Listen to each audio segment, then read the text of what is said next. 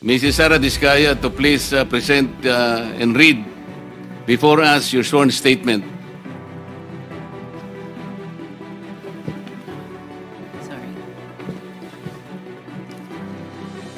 Magandang umaga po sa mga kagalang-galang na senators at miyembro ng Blue Ribbon Committee, lalong-lalo na kay Senator Rodante Marcoleta, Chairman ng Blue Ribbon Committee.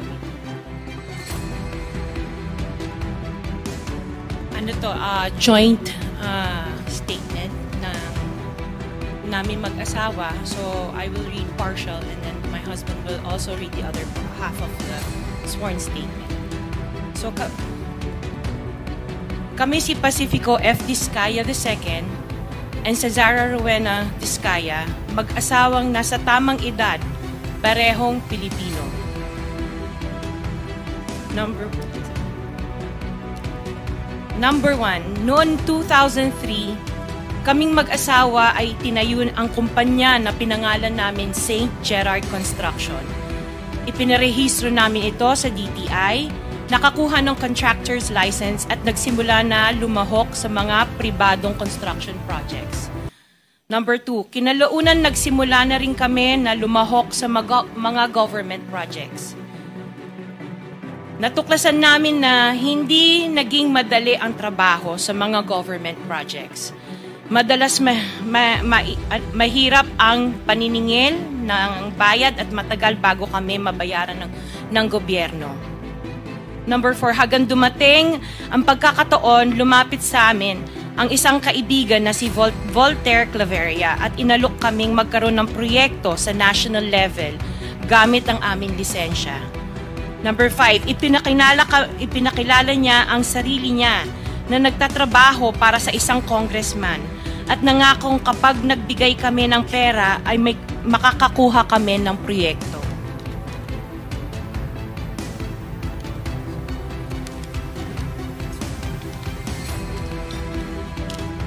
Number 6, dahil wala kaming alam sa kalakaran sa pambansang proyekto sa gobyerno, nagtiwala kami at ibinigay ang lahat ng ipon naming mag-asawa. Sa kasamaang palad, niloko lang niya kami. Naglaho siya, dala ang pera naming mag-asawa.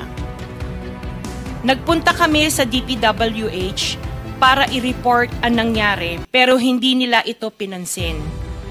Kahit ganon, hindi kami sumuko. Gusto ko pa rin gawin ng tama ang negosyo, kaya patuloy kaming sumasali sa mga biddings sa gobyerno. Sa kalaunan, ang kumpanya namin ay nanalo sa mga bidding sa mga proyekto sa national government sa pamamagitan ng patas na bidding. Ibinuhos namin ang lahat ng aming pagsisikap para maipakita ang kakayahan ng aming kumpanya na merong maayos na paggagawa, di kalidad na resulta at natatapos sa tamang oras.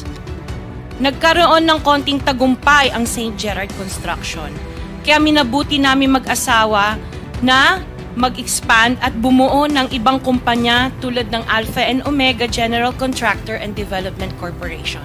Interjection, Mr. Chair. What is the interjection? Salamat, Mr. Chair. Kailangan ko lang pong umakyat sa office sandali para sa isang pulong, but hopefully pagbalik ay nandito pa rin sina Mr. and Ms. Diskaya dahil meron din po ako mga tanong para sa kanila. Oh yes, Salamat we'll make po, sure Mr. that they will be here for your questioning. Mr. Chair, Yes. order.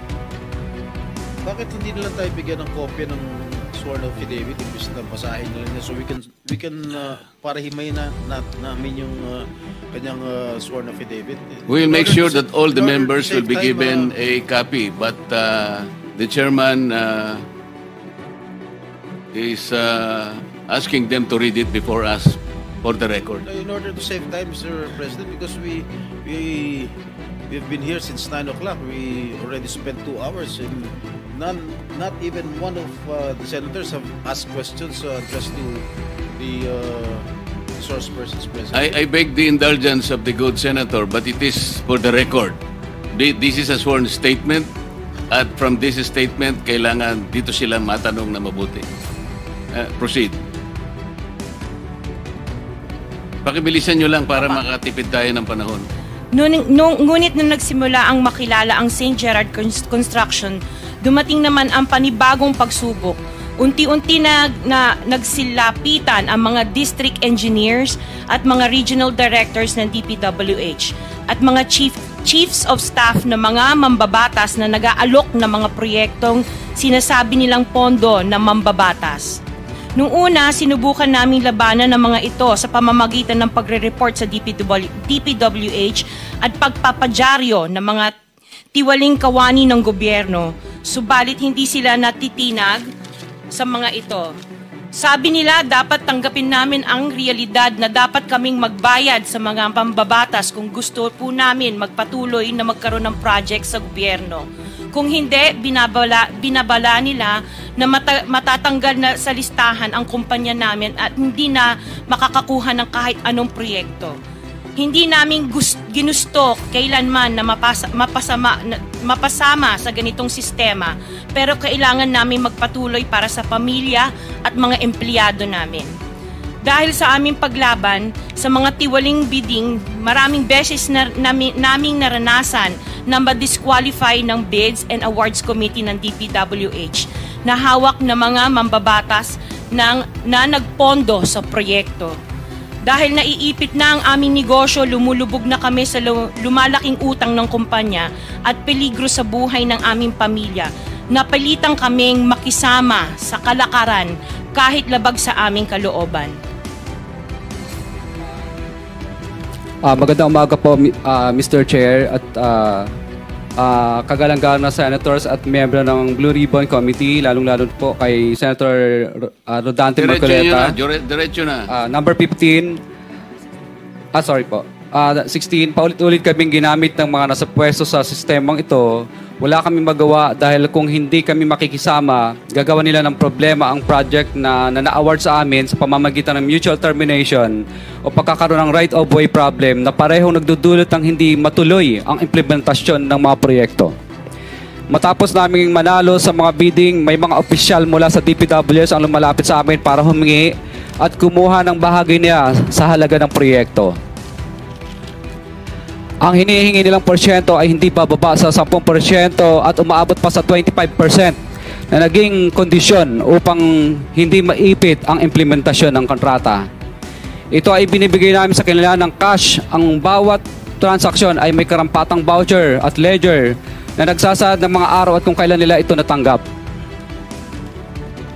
Ilan sa kanila ay sina Terence Calatrava, former Undersecretary of Office of the Presidential Assistant of the Visayas of the Philippines, Kong Roman Romulo of Pasig City, Kong Jojo Ang of Uswag Ilonggo Party List, Congressman Patrick Michael Vargas of Quezon City, Kong Juan Carlos Arjo Aitayde of Quezon City, Nicanor Nicky Briones of Agap Party List, Congressman Marcelino Marcy Teodoro of Marikina, Congressman Florida Robes of San Jose del Monte, Bulacan, Congressman Leandro Jesus Madroño of Romblon, Congressman Benjamin Benji Agarao Jr., Congressman Florencio Gabriel Bemnoel of Anwaray Party List, Kong Leo de Ode Tariela of Occidental Mindoro, Congressman Reynan Arrogancia of Quezon Province, Kong Marvin Rillo of Quezon City, Kong Teodoro Haresco of Aklan, Kong Antonieta Yudela of Zamboanga, Sibugay, Kong Dean Asisio of Caloocan, Kong Marivico Pilar of Quezon City. 21. Mayroon ding mga kinatawa ng ilang politiko na nakikipagtakbo sa amin upang manghingi ng porsyento kapalit ng mga porsyento ng mga proyekto. Ang mga porsyentong ito ay 25% ay ipinipilit sa amin bilang karaniwang kalakaran na wala akong kakainang tanggihan.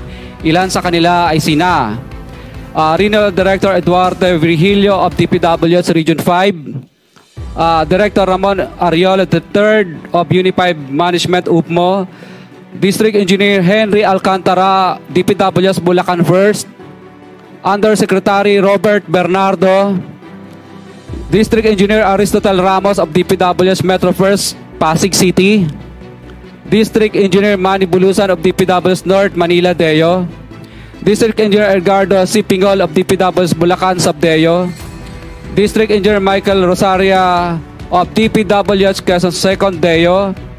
Karamihan sa mga kawani ng DPWH na nabanggit sa itaas ay paulit-ulit na binabanggit ang delivery ng pera ay para sa kay Saldico na dapat at least 25%. Si Kong Marvin Rillo naman ay ilang beses na binabanggit ang pangalan ni Speaker Martin Romualdez bilang kanyang malapit na kaibigan. 25. Sa tuwing umiinom kami sa Wine Story, sa BGC at sa Shangri-La Mall, sinasabi pa ni Kong Rillo na lahat ng kanyang request para sa pondo ay galing pa mismo sa unprogrammed funds at insertion na inaaprubahan ni Speaker. Ang tao ni Marvin Rillo na si Bogs Magalong ang pumupunta sa amin para kunin ang pera sa aming opisina o sa Wine Story. Si Kong Jojo ang naman lagi ring binabanggit sa lahat ng project sa kanya ay papondo ni Speaker at ni Saldico. Mataas ang hinihingi sa project, dagdag pa niya, hindi naman lahat ng pera ay para sa kanya kundi para kay Speaker at kay Saldico. Sa lungsod ng Pasig naman, lumapit sa akin ang DPWH project engineer na si Angelita Garucha para kolektahin ang parte ni Kong Roman Romulo sa flood control projects noong 2022. 28. Pagdating ng 2025, si District Engineer Aristotle Ramos ang sumunod na nagpakilala na bagman ni Kong Roman Romulo kung saan 30% ang kanyang hiningi ay para kay Kong Roman Romulo. Sinabihan ko kay D.E. Ramos na masyado namang mataas, ngunit sinabi niya na walang magagawa dito dahil pondo ito galing sa unprogrammed funds at insertion galing sa taas. Sa ilang pagkakataon, ang mga politiko na personal na inabutan ng halaga ayon sa hiningin nilang porsyento mula sa proyekto. Ang pagbabayad na ito ay hindi naman kagustuhan kundi isang hakbang na ginawa namin dahil sa matinding panggigipit. Ilan sa kanila ay sina Kong Antonieta Yudela kasama ang kanyang asawa, Kong Marvin Rillo of Quezon City, Kong Nikki Briones of Aga Party List, Arturo N. Ataide, ama ni Kong Arjo Ataide, Kong Florencio Gabriel Bem Noel of Anwaray Party List, Kong Eliandro Jesus Madroña of Romblon, Kong Benjamin Benji Agarao Jr.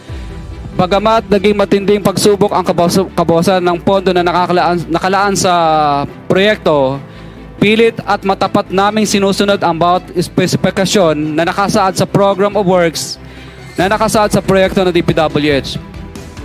Nakakasiguro kami na nagawa namin ng maayos at matapat ang bahagi o phase ng proyekto na na-award sa amin.